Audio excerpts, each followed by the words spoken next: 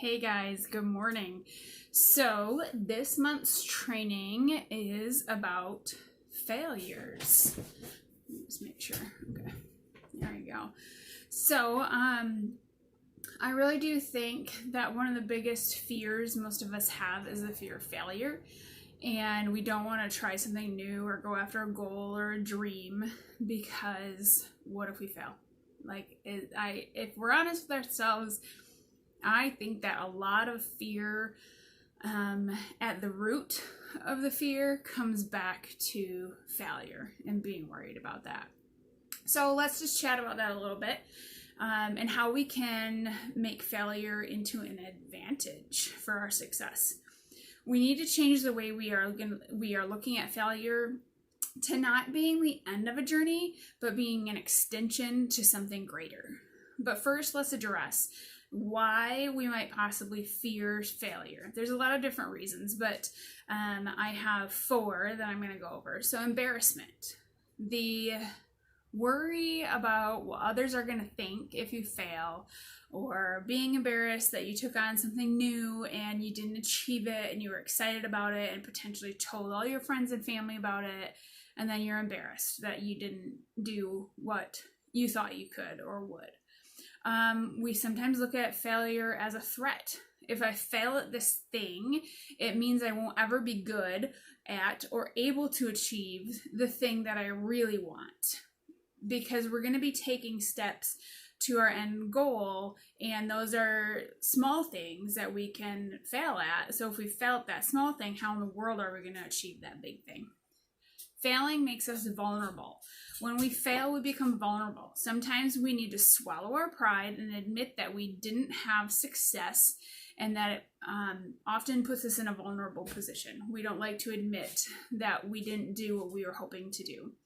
And then sometimes failure makes us feel incompetent. We start to feel like we're not good enough, or not worthy enough, or not smart enough, or whatever that enough is for you.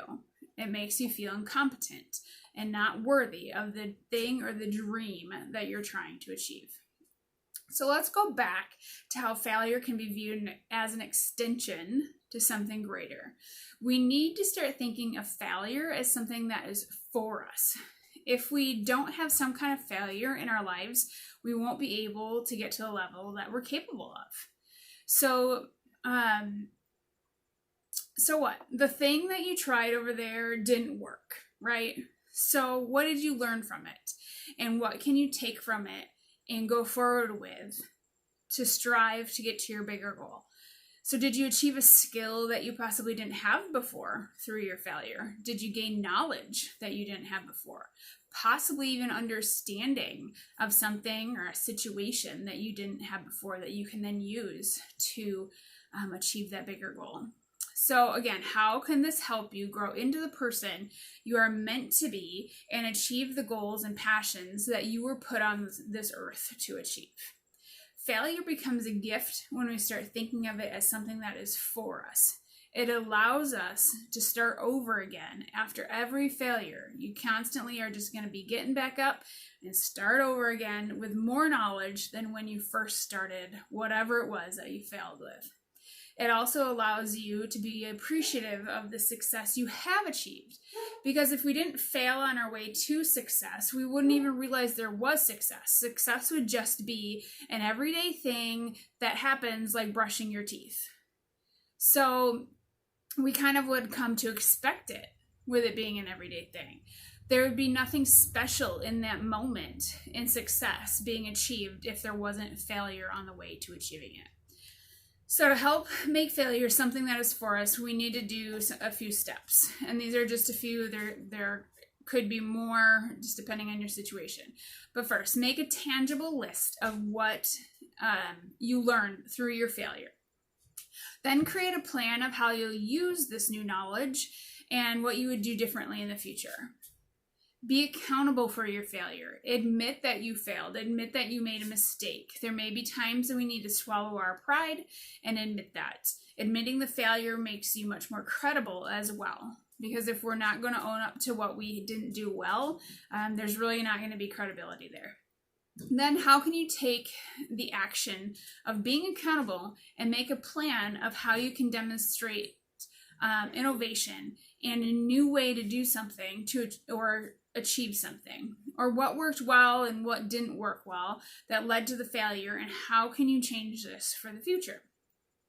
In the end, any great thing that has happened in life or in the world is first a story of failure that then led to success. Look up how many times Ford failed before he made the car that worked, or how many times Thomas Edison failed before he made the light bulb that worked. I've personally been to the homes of those two men down in Florida, and their stories are amazing. Thomas Edison's workshop is mind-blowing, how many times he tried before something worked. And then also the other things he invented. There were some other items. But I would challenge you to look those up. It'll kind of probably put wherever you are in your journey in a very humbling place. Even if you fail, you at least took a chance, and that is something to be proud of. The only way to make it through the waves of a storm of failure is to just take them head on. So embrace failure. Know it's going to lead to something great.